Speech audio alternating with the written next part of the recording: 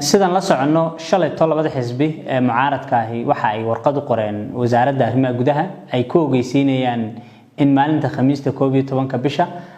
uu jiro isu soo bax weyn oo salmiya oo shacbiga reer Soomaaliland ay isugu soo baxayaan 6 gobolba hadii la yiraahdo insha Allah si ay dareenkooda u muujiyaan xukuumadana ugu sheegaan fariin ah inay shuruucda wadanka ku soo noqoto doorashooyinka wadankana ay qabato oo aan xilka wadanka xoog iyo jujuub lagu haysan karin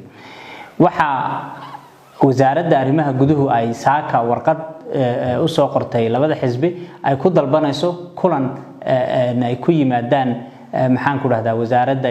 arrimaha gudaha horta warqadda aanu anagu qornay waxa la yaalo wixii sharcigu naga rabay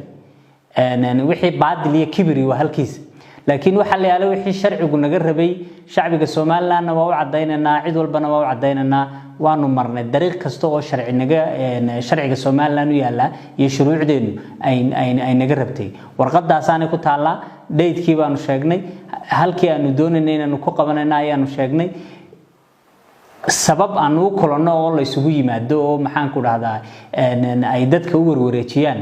run ahaantii ma jirto laakiin taa waxaaba ka sii daran iyagoo warqad soo qoray oo leh aynu kulan isugu nimaadno labada gudoomiye xisbiyada mucaaradka ka dalbanayna kulmaan ayaa haddana maanta waxa ay bilaabeen inay dadkii shacbiga ahaa iyo qaar ka mid ah mas'uuliyiinta xisbigaba ay xirxidhaan fariinta aanu direynaa waxa weeyaan kulli dadka inta xiri kartaan xira jeerasha Hargeysa oo dhan buuxiya mandheero buuxiya